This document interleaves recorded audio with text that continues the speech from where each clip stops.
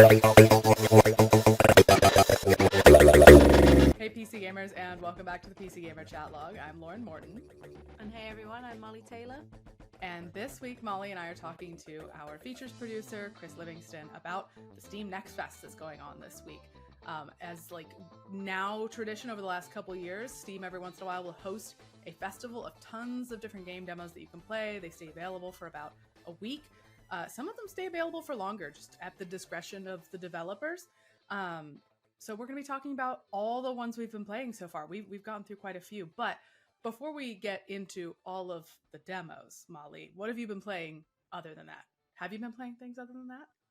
I have. So I was kind of unintentionally also in on your New Year's resolution of like playing something new every week. That did not happen. That did not happen last week. I was not really around. Like, it was my partner's birthday, and then we traveled to a tournament, to a Tekken 8 tournament, my first offline tournament of the game. I did not play as well as I would have liked. I was not particularly jazzed with my performance. I got a bit bummed out, which has never happened to me before. I have never, like, every time I compete in a tournament, when I get knocked out, I'm like, yeah, that's fair. Like, it is what it is, you know, it's all cool.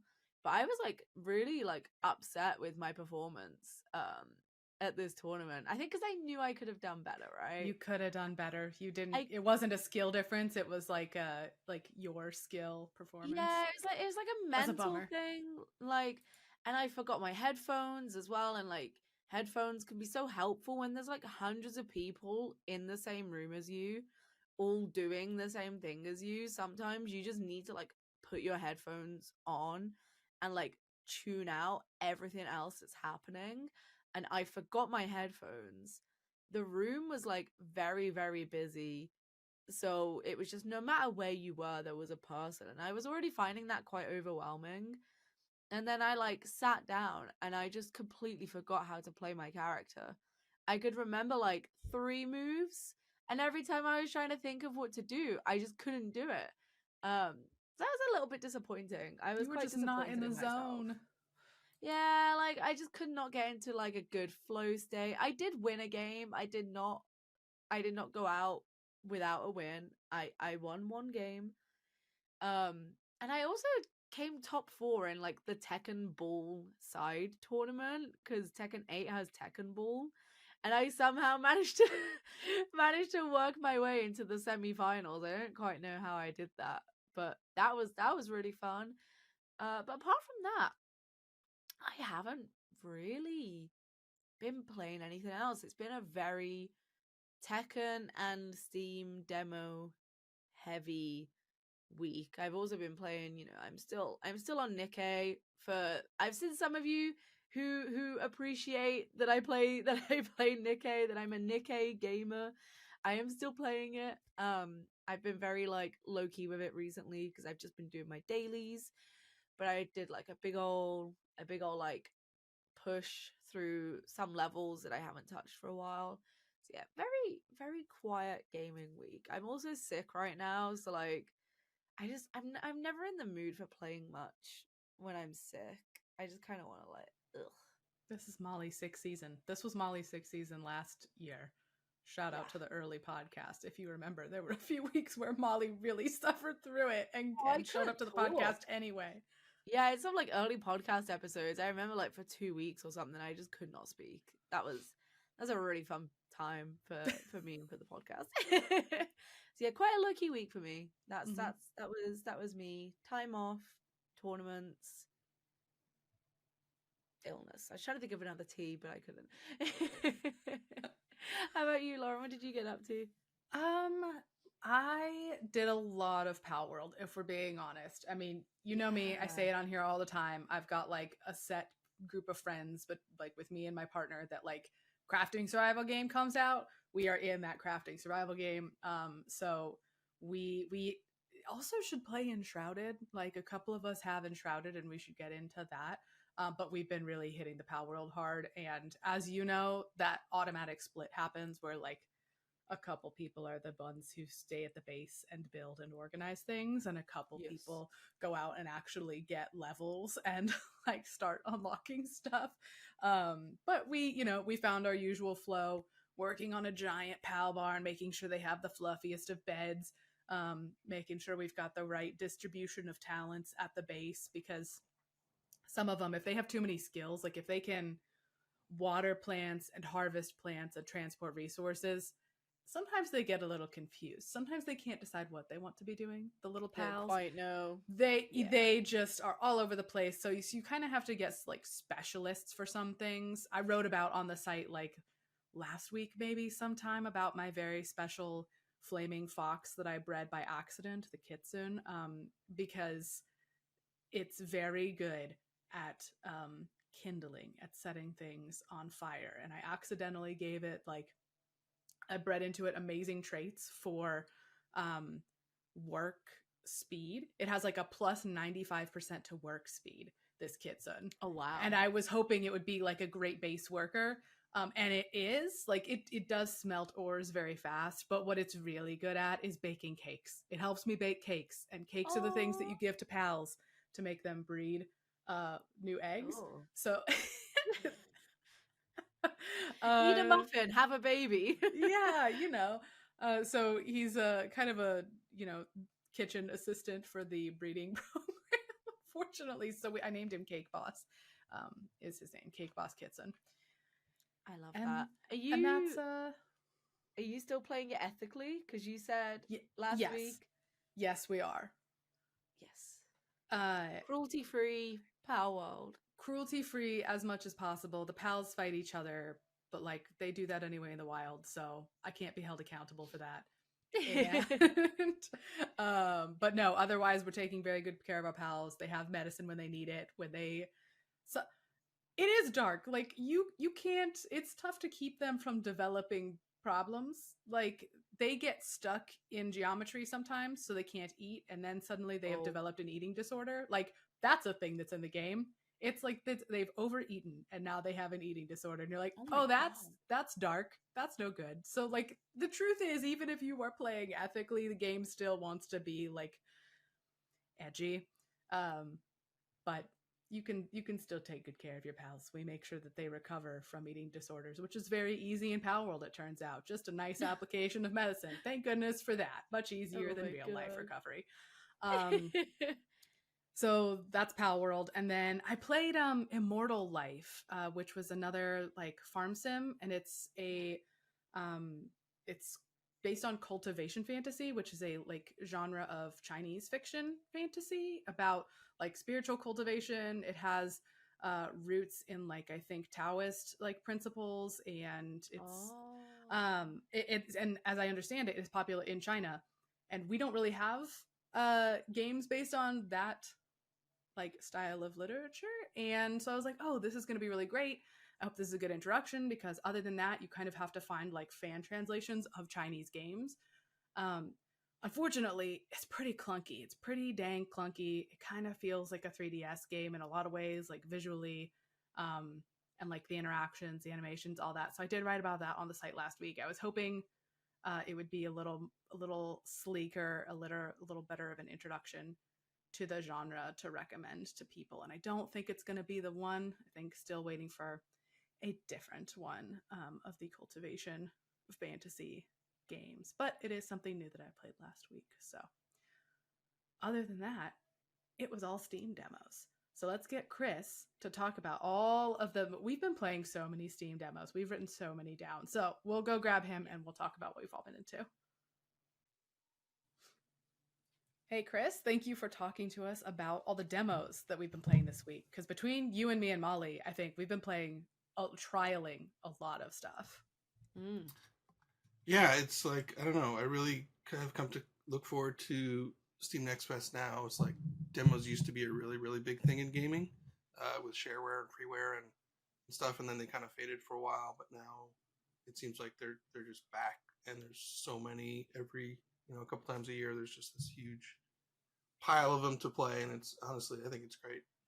Yeah, I think there's now 3 Next Fests usually per year. There's this like early year one during the summer near the, announcement season, and then one towards like Steam winter sale. I think that's what the schedule is like now.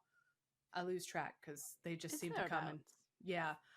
I mean, they've been going on for a few years. We know they started, I think it started in 2020 is when we started getting the Next Fests. And there's at least a little bit of an incentive. I think there are some rules surrounding it that Steam has put on that incentivize only things that are coming out relatively soon or like within the year. I think you're only supposed to participate officially in like one Next Fest maybe, um, until you've like changed release status or something like that. I don't remember the exact rules, but there's some incentive to make sure like these things are generally coming soon, right?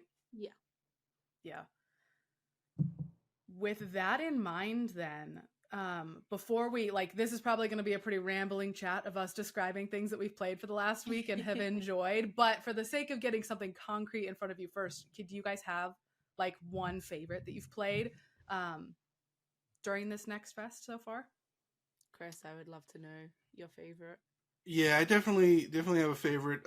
It's a game called Batro. It's Oh, a yeah. roguelike deck builder based on poker. It's not a poker game per se.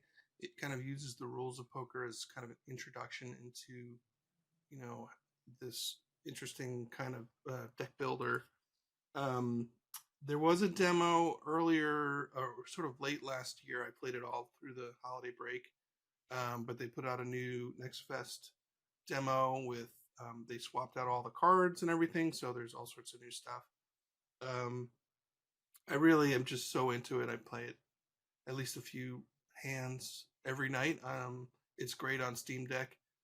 Basically, you have a deck of cards, standard deck of 52 cards, and you make hands, poker hands, which is straights and flushes and full houses and two pair and all that stuff. You're not really attacking anything or killing anything. You're just trying to make hands that will earn enough points to get to the next round. And each round, the amount of points you have to score goes up. And then between each round, you go to a shop and buy like booster cards and tarot cards and these sort of jokers that let you kind of enchant your deck in different ways. Sometimes it's a card will be like turn three of your cards to spades. So then if you get that a few times, suddenly you'll have way more spades in your deck. So you'll be able to make flushes a lot easier. And then there's these magic joker cards that give you sometimes multipliers for certain hands. Sometimes they completely kind of change the rules of poker a bit. Like instead of needing 5 cards to make a straight, you only need 4 cards. So making straights is suddenly a lot easier. And then every 3 hands you play against a boss, and the boss will have some sort of tricky rule that screws you up. Like all your clubs are debuffed in this hand. So if you were building like a big club deck, you're suddenly screwed. It's really fun. It's not, like I said, it's not a poker game. It's not a gambling game. It just kind of uses poker as a language to kind of introduce you, so you kind of instinctively have some idea of how to play. It's really creative. It's really fun. You can break, you can break your build so many fun ways. Like in one game, I had 15 aces of spades, so I was just doing 5 of a kind, just doing 5 of a kinds like every hand and just racking up these points. It definitely encourages like just coming up with some way to completely mutilate the rules and have a really great broken build. So yeah, that's definitely my favorite. Not just my favorite in Next Fest, one of my favorite games so far. In the past several months, and yeah, you don't have to wait long. February 20th, it's out. But definitely check out the demo, even if you don't like poker, even if you don't like deck builders. Like I don't really like deck builders, but I love this game. Yeah, it Nice. sounds And kind of that's fun soon. because I remember you saying you'd played a lot over the winter break as well. And I'm not a big poker person, so I like the idea of it kind of being poker but not really being poker. Like it's a very like bastardized poker. I kind of want to try it. I might give it a go. I have not played it yet. Yeah, it's really fun, and like as you kind of get more into it and discover all the different types of cards you can use to change your deck and break the rules, it just becomes more and more fun because like, oh, if I have this card and this Joker can copy what this Joker's doing, so now that it's whatever I was doing, like I can do it twice as much. It's really kind of fun, and I would definitely encourage, like, even if you're not to poker, to give it a try. That is getting popped on the list. For me, I think my favorite demo that I've played of the Next Fest so far is one called Emberwood. Emberwood. I say Emberwood. It is not my usual kind of game, like, at all. It is a tower defense, deck building, like, roguelite, which None of those things sound like Mollie to me. Yeah. Yeah, these are all nightmare words to me, right? I go to sleep, I have a nightmare, and it's just those three tags, like tower defense, roguelite, deck building, are just not me at all. But I tried it, but it's like the twist is that you have these like Tetris pieces. You have these like little like T's, and you have your L's, and your little straights, and you sort of use them to create like a maze for each wave of enemies. So like they might be coming from like 3 different paths straight to the thing that you're trying to protect. So you kind of have to try and like make it longer so it takes them longer to get there, and then create like little choke points where you can like just throw like a butt ton of turrets at these little choke points so that you could do loads of damage. And then like I was trying to like funnel them all through like one choke point at first, instead of them having them come in from all these different directions. But like you can only place like your turrets and your weapons like on these little Tetris pieces, and then like a couple of other pieces that are like scattered around on each map. So it was really fun. I'm really bad at it. Like I am garbage at it. I am no good at it at the minute, but I don't know, it was like I played like quite a few rounds of it. I played way more of it than I thought I was going to, and I only stopped playing because I knew there was more demos that I wanted to play. But it's kind of fun. It's such an anti-Mollie game. But the Tetris pieces kind of jazz it up a little. I don't know. That's so interesting. It's that like the goal of Tetris is to fit things together like closely, and it sounds like this is the anti-Tetris of like you have to be bad at Tetris, but like in a very specific way. You have to be good at being bad at Tetris.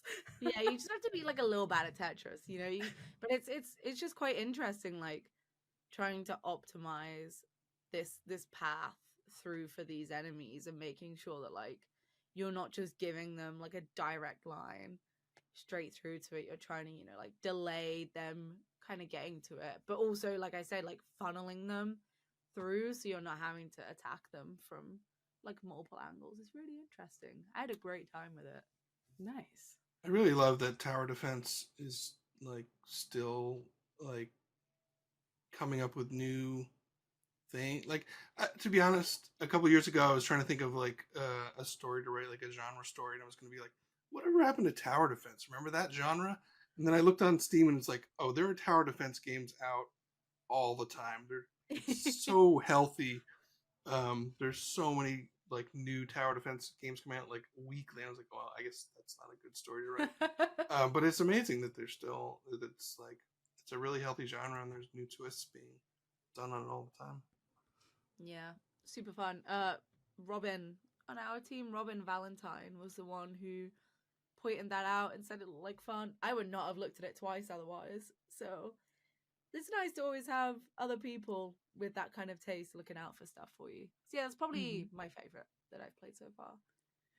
I think it would be easy to say that Lightyear Frontier was my favorite demo because I was already looking forward to it. It's the crafting and farming game with mechs in it. But I've like talked about that in other places, and I'm going to continue being like talking about it in other ways. So I kind of almost don't want to like spend too much time on it, but crafting farming with mechs, like it is fun. It was really easy to get into. The demo that I hadn't like seen hardly anything of yet and really enjoyed the most was Magical Delicacy, which is the roguelite, or sorry, not roguelite, the Metroidvania meets like cooking shop sim type thing. Yes. It's like, it's pretty, it's cute, it's the demo is pretty short. It does like have a story point that it sort of wraps up at, so it's not an infinite demo. I mean, I think you can continue playing, like messing around in your shop and whatever, but there is definitely like, there's a story. Once you hit a story beat, about an hour in, they're like, that's the end of the demo. And I was like, oh darn, I wanted to play more. Because you've got a typical Metroidvania type map, which is like side on and different areas are connected. And you can see that like you have access to some things from the start with little like elevators, but there's clearly going to be some sort of grapple hook that gets you into other areas that I can't get to now. And you set up your little shop with stations, and you have to buy ingredients from like a baker and from like other people and bring them back to the shop and like experiment with combinations. Like some things you get recipes for, and it's like, you know, put a salty thing and a vegetable and a like stock together to make this like goulash or whatever. And then there's like desserts, and you have to go to your cutting board, and you're using sugar and a fruit to make like a marzipan or something like that. And you can also mess around and just try things, and you might wind up with something that fails and it's junk, but you might make something new as well. I really enjoyed that so far. There's little quests. There's clearly like a fun little backstory and world going on there. There's like a princess, or she's like nobility, and she's like a cat girl, for sure. And I like saw her face on a poster in town. I was like, oh look, there she is. I just touched her. Just like funny little things. The only thing I will say is I've gotten really spoiled on cooking lately between potion craft, the very tactile, like using your mortar and pestle type potion game from a few years ago from a Next Fest that was so popular.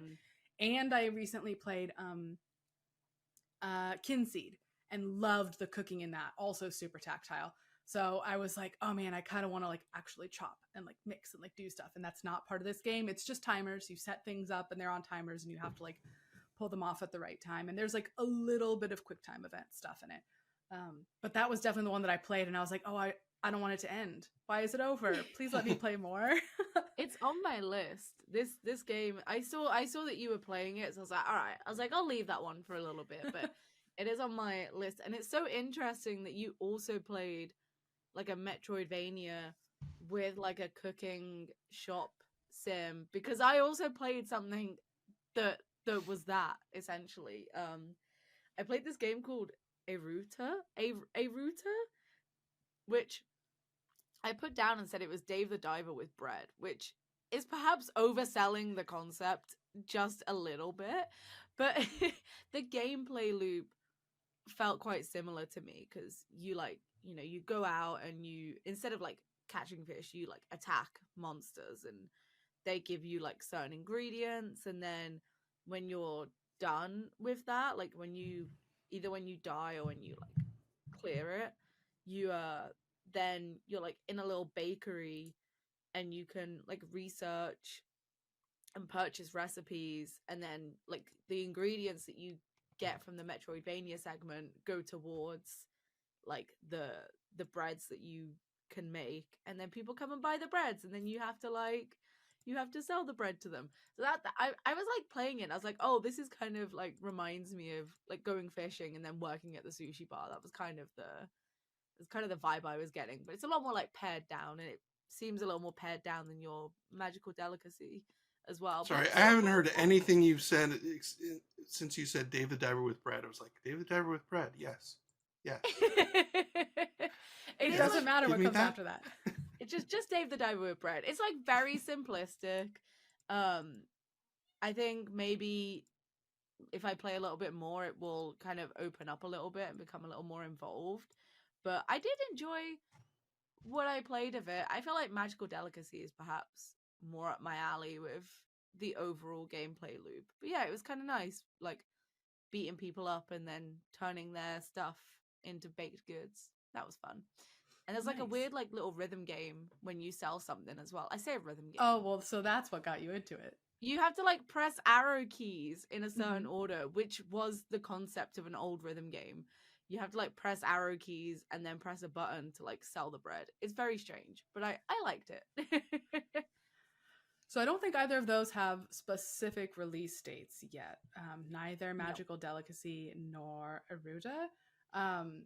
Chris, you played Batro that did have one. Did you play anything else, Chris, that has like coming soon that you can actually recommend to people? Yeah, I would definitely recommend people check out the demo for Pacific Drive. This is a single player driving, first person driving survival game.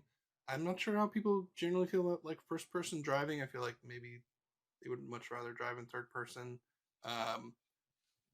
Obviously, survival games are massively popular still, but I know there's a lot of people who don't really like the genre. I think even if you don't like driving, even if you don't like survival, you should check out Pacific Drive, the demo.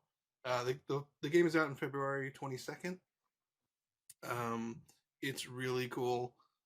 From the demo will give you access to, I think, like maybe 3 or 4 kind of story missions, but you can keep playing and exploring on your own. The basic idea is the Pacific Northwest was kind of walled off by the government, a portion of it, to conduct experiments. Obviously, everything went wrong, and you're kind of stuck there. And the only thing you can rely on to try to get out is a station wagon. That's a piece of junk, really. But as you kind of explore, and the woods are all filled with anomalies and weird experiments gone awry, and weather events, and just really spooky, unsettling entities, and you kind of have to drive on these winding roads, and stop and get out and try to find resources to fix up your car. So things like scrap metal and chemicals, and new headlight bulbs, and when you gather all this stuff and you go to a garage to kind of fix up your station wagon, and give it better tires so the tires don't pop as often, and give it new ways to charge the battery, like a lightning rod you can attach to it, so if your car gets struck by lightning, instead of being damaged, it'll recharge your battery. And as you kind of explore deeper and kind of unlock new crafting recipes, there's all these sci-fi gadgets and gizmos you can attach to your car.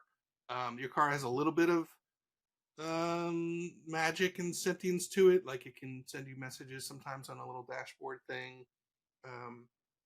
It will also, as you're out in this world, kind of develop quirks, just due to exposure to the anomalies. So, like, I was out there one time and I kept seeing the passenger door was open.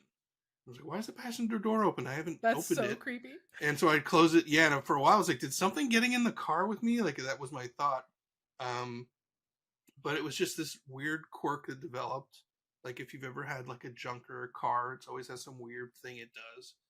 Yeah. And that was one of them. Like in another time, anytime I would lift the trunk open, the horn would honk, which would scare the shit out of me, because I was like, what the hell? And it's also like, I don't know if other things can hear, when my horn honks. So back at the garage, there's this kind of diagnostic computer you can use to figure out what the quirk is and cure it so it stops happening. And that's kind of like a fun little mini game. It really is a fun survival game, in that, you have this feeling of vulnerability when you're out there. All sorts of scary stuff is happening. Your car has all these parts and pieces, and they can become damaged. And then it also has that kind of enjoyable puttering around safely in your garage to fix things up and replace the car parts. And there's decals and stickers and different types of gear you can craft attached to it. It's a really fun kind of loop as you kind of explore deeper and deeper into the exclusion zone, in hopes of someday escaping. So definitely recommend the demo. It's a lot of fun. There's something so compelling about having a car that's like a companion, basically, that you're investing in, that you're upgrading, that you fall in love with, because the passenger door is always freaking open and you're like, you poor baby, what is wrong with you? I promise I'll fix it. And like, I love the idea of a lightning rod. You're just like, no, weather will not attack me. I will use the weather for my purposes. You can't hurt me. It's beautiful. Yeah, and I had a little windmill, so if there's a lot of wind, that will also charge the battery. There's something that converts water into electricity, so even the rain. So if I'm out in the, like, when I started and it's windy and rainy and there's lightning, I'm like, oh, this is terrible. But now I'm like, yeah, baby, bring on the storm. It's gonna charge my battery. It's gonna let me drive for longer. It is really interesting, I think, in that, as the player, you don't really have survival systems. You just have a health bar. All the survival systems are on the car. That's what you need to take care of. You don't have to eat and drink and sleep. Your car needs all the attention. There's so many parts that can be damaged. You can fix them in real time. You can, like, craft a new fender and carry it and stick it onto the car, and upgrade it like in real time. It's really neat. What they pulled off so far looks great. That sounds really fun. Because this was another game that, like, did not capture my attention. Like, when I saw it, I looked at it and I was like, oh, I'm not really sure if this is, like, for me. But hearing you talk about it makes it sound, like, so genuinely interesting. Maybe this next fest is the next fest of anti-Mollie games being Mollie surprisingly getting in different genres. Yeah, being surprisingly pro Mollie games. Maybe this is another one that I need to check out. Did you? There's really good difficulty options too, in terms of you can turn off player damage, so you will not take damage.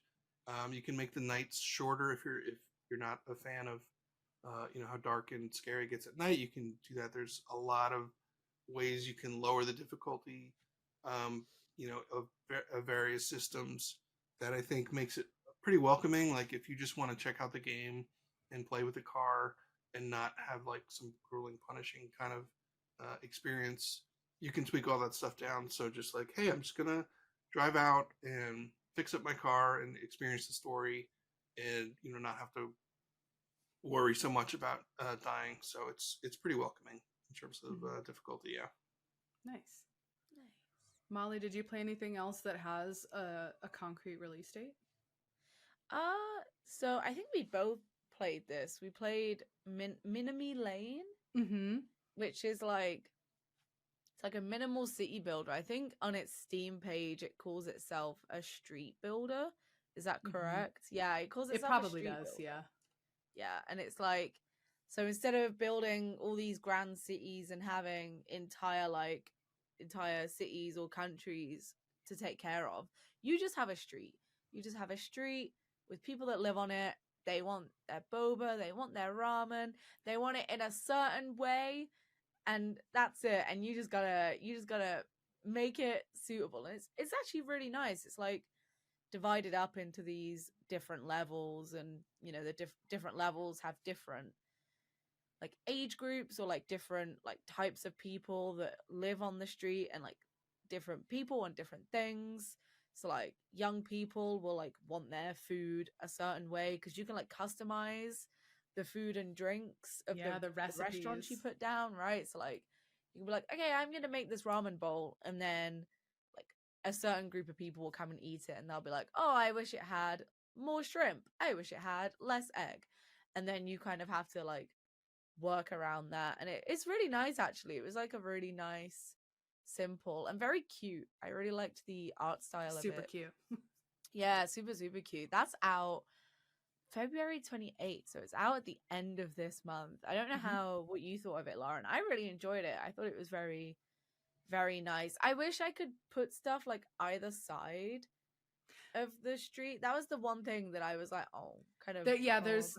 there's not a lot of freedom of placement. It starts you with like a building, and then when you go to build something new, it just goes right next to it and next to it and next to it. So you're just kind of building in a straight line. You're not like designing the street at all. Yeah. You're just sort of working up towards an objective, like building things in a row. It has like, it's adjacent to an idle game kind of. You like manage the stuff, and then you say start day, and then the day runs, and people like buy their ramen, buy their boba, like come and go from the houses and the parks. and you're like clicking on little pieces of trash to get extra cash and like find the little Tanuki pal. And then at the end of the day, you look at the report and you're like, okay, here's how many ramen sales I made. You can like click on the people throughout the day, and they're like, oh, I love that like the ramen shop is so cheap. Like the price of this is actually really great because you can change like the pieces, like you said, the recipe. You're like, okay, I want 2 noodles in it, 1 egg, and like no shrimp, and then the amount of profit I want is like only two coins instead of 3. So like I reduced my profit a little bit, and everybody was like very about it. So everybody was buying ramen, which was great. Yeah, I found it super cute. I like that there are little goals. I do wish I could build a little more custom. Like, you know, I'm a building girl. I would like to put things exactly where I want to put them. But Yes. I liked having a goal. It was very cute, very fun. I like that sometimes you want like a sandbox, and there is a sandbox mode, I think, just like a free create kind of thing. But I liked having the goals of like, okay, within 10 days, get 75% happiness and have a ramen shop and like one other thing. Like that's the first goal level of the demo, and that was nice. So yeah, that was super cute. I really enjoyed it. What else is actually coming out? Do either of you have anything else that you played with a release date? I'm trying to look. Like it was Lightyear Frontier, Minami Lane for me. Sorry, Yeah, I'm from the I played Midwest. I don't know how it's supposed to be Summer said. Minami. Minami. Yeah, I played Summer House, which again is like a very kind of chilled out vibes kind of game. It's kind of like Townscaper, except it's just one building, right? It's just a single building that you can put on like a little background or a little map or whatever you want, and you can like mess with like different wall types, different windows, doors, etc., etc. I played like a little bit of it. I did really like it. I found the options a little limited, but I assume that is like a demo thing and not a full game thing. I assume once the full game is out, there will be a lot more like opportunity for creativity and making like different and interesting buildings. But I really liked it. They had some really cute decorations. They had like little clothing lines. So I was making like an apartment building. It had little balconies and, you know, little like flower windowsills, and then you could see little washing hanging.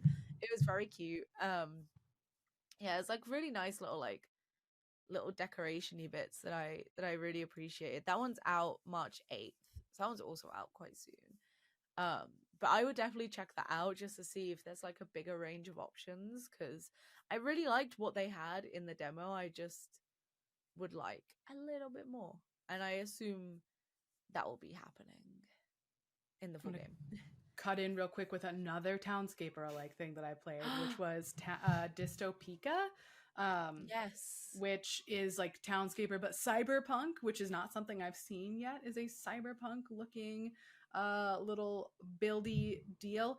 It's the demo is definitely like I would say pared down. It's not quite as like interactive, or not. It's not that it's not as interactive. It's not as reactive rather as Townscaper is. Like you plop down your little building, and then there's this like super tactile thing of Townscaper that I think people really enjoyed, where you click something and like plip plop out of like existence, like plip a block, blop the no block, and you're just like blip blop blopping things all over, right? And it's so satisfying. And this one, you place something down, and then you use you drag an arrow up to like raise a building up and down. You can turn them, you can like paint the lights onto the city, and like big LED screens and like other things will start to appear, and you can get rid of them. So it's a lot more flowing, I would say, and less like feeling like you're clicking things in and out of existence. And I think there's not quite as much like visual reactivity in that, like, oh, I made something this tall in 2 pieces together, and so this thing appeared. There's like little bits of that. I would like to see more. It has a very intense photo mode though. It's like add fog, remove fog, change the light scheme, the time of day, where the light is coming from, like change the tilt. Like it is for sure a desktop background generator. Like very, very pretty, but not quite as tactile as like as Townscaper was. Yeah. I love a good I like photo that. mode though. I like that Townscaper likes has kind of become a genre. I know. It's like the way to describe, those games now. Townscaper is like such an impact, and I love it. Mm-hmm. I played speaking of builders, and I'm not sure this is even a Steam Next Fest demo. I think it's probably just a demo in general that you can try, but I just thought I'd bring it up as Metropolis 1998. It's a city builder. It's got definitely retro looks and that isometric view of 90s city builders. The, the hook on this is like you're not just placing. I mean, you can place buildings all over the place that you want. Houses and residence houses and stores and service buildings, but you can also build them and decorate them, like all of them from scratch. Oh yeah, this is the So one that you it's- described to me, Chris, and I was like, "This is a threat to me personally. Like, this is a Yeah. threat on my life and my free time." Yeah, it's a city builder where you can build every single building from scratch. So yeah, that's a terrifying thought in terms of if you're into it, you could be like just sucked into the world forever. But you don't have to, by the way. Like you can place, like I said, you can place pre-generated buildings, but then you can still go in and decorate them to become. It's really neat. It's got great looks. For something that looks really throwback, it is honestly very modern at the same time. No release date yet, but if you like kind of fiddling around, and I don't think there's any kind of like goals or really structure at this stage. It's just build stuff and then obsess over furniture and decorations. And people will drive like into the city and park at the house, and they'll move in, and then they'll go to like a little job somewhere. If you have commercial buildings, so it's fun to tinker around with and fiddle with, and just fun to like sit there and stare and watch and see what people do. Metropolis 1998 looks really good. And you've already written about that on the site like a while ago, haven't you? Yeah, there was it's one of those that I think the demo is kind of just sort of mostly always around, and it just gets updated from time to time. Every time I look, it seems like it has some new features. So yeah, I think I do have an article on the site about it. Very cool. It's like like you said, it is a threat to your free time if you really love building little houses. Games being a threat to my free time, they're my favorite kind of games. To be fair, they are the best kind of games. Let's see, Chris, you have even more things that are coming out soon. Actually, Yeah, you put a lot of stuff with release dates. Yeah, I know. Abiotic Factor. This is a game. Why didn't Valve do this? Like, this is Half-Life, kind of a Half-Life setting with survival, co-op survival. It's, once again, it's got that kind of late 90s look. It really does seem like, in the original Half-Life, the Black Mesa facility, this huge, sprawling, mostly underground science facility invaded by horrible monsters and then invaded by horrible Marines trying to cover the whole thing up. And instead of, playing Gordon Freeman, you're playing one of those goofball scientists who's just trapped there. So you can play alone. You can play with I think 6 other people, or 5 other people, 6 people total. And yeah, it's a survival crafting game. You kind of run around. You're the perfect person to survive because you're a geeky scientist and you can build like sci-fi gear out of junk. So, you have to kind of set up a base somewhere in the lab, build crafting stations, build weapons and gear, and fight against aliens. And there's little story beats in there. There's like you'll see a scientist like banging on a door that's been locked. He's like, "Get me out of here!" So you have to figure out how to like wire the door, and then there's monsters teleporting in. It's a great concept. I haven't gotten too far into it, but it's really fun. They do something with crafting recipes where it's you're not just given them. It's like you have to use your brain to think up. Well, I want to make an electric monster zapper. What as a scientist, what would I use? And then you kind of drag the components you think that would take. And if you're right, it's like, hey, you unlock the recipe. And if you're wrong, it'll say, well, these two are right, but these two weren't. So it's kind of like this fun little twist on crafting where you kind of have to come up with the idea yourself, which just gives it a little extra bit of fun. Yeah, we like one of the times when we had you on the podcast before, Chris, we were talking about like crafting and cooking systems, and we all agreed that that was like a thing we really enjoy, especially in like cooking stuff, is when it makes you like figure out what ingredients belong in a thing. I didn't think of it as like being a not cooking thing and being a like regular crafting system thing. That's nice. Yeah, I think that adds, even if it's very basic, like just throw things in a pot and see what happens, or throw components together and see what it makes. Like I think letting the player feel like they're in on the inventing process, I think is a fun little twist that gives it just a little bit of flavor. So yeah, good stuff. Yeah, and that's out on May 2nd. Nice. I barely played any games that have a release date. Like all of my favorite games just don't have a release date. Even though it doesn't have a release date, it just says 2024. I did really, really enjoy. I think it's called Crypt Master. I just want to double check that real quick because it is called Crypt Master. Okay, because I was playing that right before we recorded this podcast because I was getting distracted. It's like a adventure. I say adventure. It's like I guess it kind of is. It's a dungeon crawler where you have to like type to do stuff.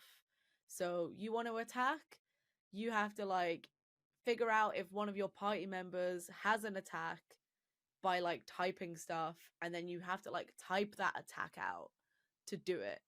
And then you'll like come across like chests and boxes, and there's like a necromancer because you're dead, and there's a necromancer, and you can like tell the necromancer what to do with the object so that you can figure out what the object is.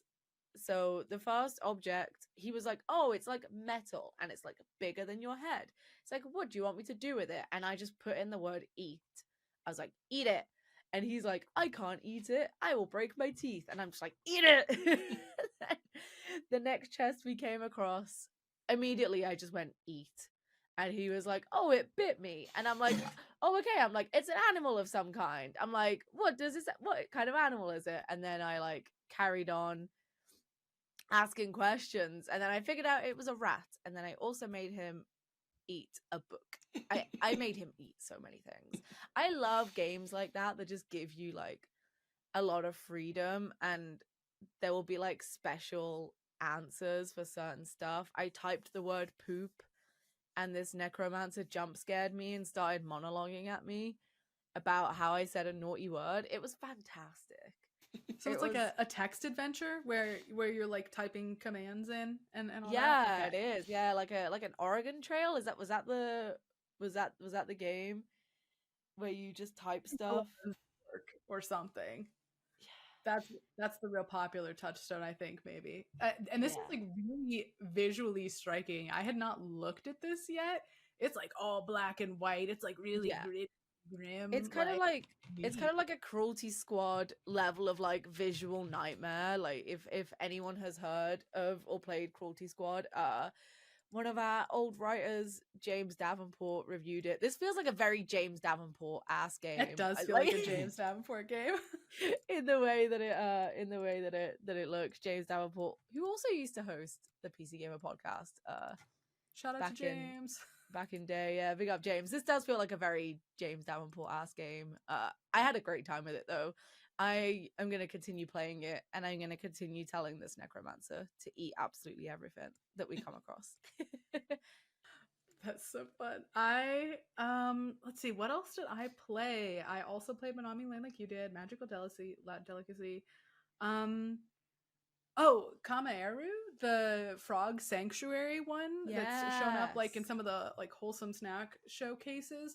That one's really cute. I don't think it like gripped me into wanting to keep playing like I thought it might, with the like breeding mechanics, and you've got like a wetlands preserve that you're maintaining. It also is sort of idle game adjacent, where you're like building up ponds and certain types of plants and such at the reserve, and they are producing like resources, and then you use those to like cook things. And you're trying to like breed frogs together to get different like color types. It's really cute. You like place furniture and they just sort of like pop in and out. The frogs do, like they just kind of like float in and they're sitting on a chair and they like shift around kind of which ones are where. So it's really cute. I don't think it like gripped me in a like I need to keep just like playing this over and over again kind of way, but if you like sort of the idler type thing, and just like slowly building up your furniture repertoire and doing your little diorama of where your frogs are going to sit and then take pictures of them, super cute. That also has a like quick time event like cooking system. It's like it's not quite into the, like the tactile range. It's like more quick timey, but it is like active and nice, and I liked that as well. You're not cooking the frogs, are you? You are not boiling the frogs. No, the frogs are being saved. You are making. You're feeding the frogs. I think you're feeding the frogs. No, you're just like selling the things you make. I think it's like bake sale to support the wetlands type thing. I think you like make candies and you just sort of like sell them into the world, and then you use that to buy more furniture. Let's see. Any others that you guys want to specifically mention before we talk about like things that you haven't played yet that you want to play still? Demos. I did play another demo called Odd Sparks. It's I don't know, think of Factorio type of automation game with building factories and automating things, but it's in a fantasy world. It's very cute. You have these little companions that are like little animated, cute, adorable tree trunks, and they follow you around, and you can create more and more of them. They kind of swarm around after you, and then you just kind of throw them at stuff that you want. Like if you see some rocks and you want to pick up rocks, you just throw your little companions and they start picking up rocks or chopping trees, and you eventually kind of make these automated factories and assembly lines and things. And it's very cute. I didn't play all that much, but anything that's like, oh, Factorio, but it's fancy or has kind of some of the same systems, I think is pretty interesting. And that also has a release date, April 24th. But yeah, check out the demo in the meantime. Do you have any other shout outs before we talk about stuff you still want to play, Molly? I did play this game called Duck Detective, The Secret Salami, which is like a Paper Mario meets LA Noir. Like it has like a Paper Mario and what was that game? That's one of my wake words. Yeah, like what was that Mario. game that very heavily referenced Paper Mario and its art style? I forget what it's called. Like with the bugs. I forget what it's called. Bugs. There's been a few for sure. That was also like a very good. It's got that kind of art style where it's like little 2D. You walk around and it's just like a JPEG like bouncing around, and you like turn and it flips. It's really cute, and then it's got like a very silly, goofy like LA Noir like undercurrent of like this guy is like going and taking jobs and like investigating stuff, and you like pick up clues and then you use the clues to like fill in the blanks of sentences. The demo was very, very short. It was only like 10 minutes long. Very short demo, but very goofy, and I really do want to play more of it because it seems like it'd be quite like a light-hearted, quite like an easy time, I think, while also being quite fun to play. One that I haven't gotten to play yet that I do want to, that really caught my eye, was one called Guild Saga Vanished Woods, which is a long name for a tactical RPG that looks very pretty. Like I like the art on it. It's, classic pixel art type stuff, which I'm still susceptible to. And it's a tactical RPG, grid-based, isometric, I think, tactical RPG. And I think there is still an appetite for those on PC. The people who wish we had Final Fantasy Tactics, or who enjoyed Tactics Ogre, or some of the other few options. Octopath. Yeah. So that's not one quite Tactics RPG, but it's got that vibe. Mm-hmm. Yeah. So that's what I still want to play from the next fest, and I haven't yet. What about you guys? I have News Tower on my list, which is like you're running like a newspaper, and I think it's the 1920s. I've been looking at this game for maybe like a month now, and I'm yet to try it, but I like the idea. I mean, I literally write anyway, but like the idea of like running a newspaper. But I think there's also like you can like make connections with the mafia, if I remember correctly, as well, like stuff like that, and you have to decide like what goes like on the headlines and that kind of stuff. Yeah, so you're like in New York in the 1930s, sorry, and you have to like manage all your journalists and get them to go like find stories and decide like what the main scoop is gonna be. That's a game that I definitely feel like that is a very me game. I really want to try that. And Lauren, you're like the only other person that I could tell this to, that Regency Solitaire is getting a sequel. I haven't even played Regency Solitaire, Molly. You just know the game exists. I just know it. Yep, you know the game exists. There's a sequel. I don't know how you make a solitaire game, like a Downton Abbey solitaire game, twice. Because they've got stories. It's gonna be a new true. story, I guarantee you. They do some have stories. new drama in high society. But I'm looking forward to seeing what they could do with the sequel. I should play the first one because I played the pirate one, but not the Downton Abbey one. So yeah, News Tower, Regency Solitaire 2. What do you still want to play, Chris? One I kind of wanted to look at is called Dungeonborn. It's a dungeon crawling extraction game. I don't know. I'm not really into extraction games, but if you throw extraction into your game description, I will always be kind of interested in it. I think because I kind of like watching people play extraction games like on Twitch or something, even though I don't really like it myself. But yeah, extraction, but it's a fantasy game. PvP and also PvE, so that's kind of fun. I think it's got a lot of interest. Like looking at the stats, I think it's probably one of the most. I saw it on the Steam Top 100 today, which is pretty rare for a demo to get into there. Oh yeah. So it seems like definitely potential there. I haven't tried it. Would like to check it out, or maybe not even play it. Just watch people play and see what happens.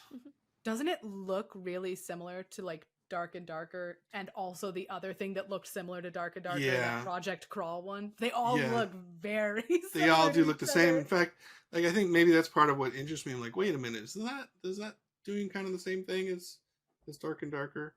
Another one of those things with apparently a bottomless appetite, because Dark and Darker was like the biggest demo by far. I mean, it was huge when it was in the Next Fest this time last year. That's how that all started. So yeah, definitely one I want to check out this week. Nice. Well, then we've all got our homework of demos that we have yet to play. We've given everybody else plenty of homework on things that we have played already.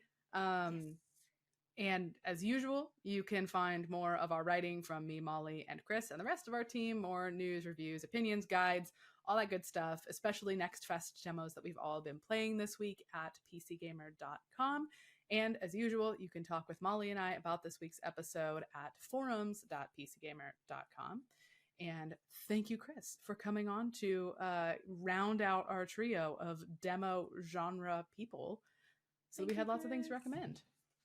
Yeah, happy Next Fest, everyone. Happy Next Fest. Bye.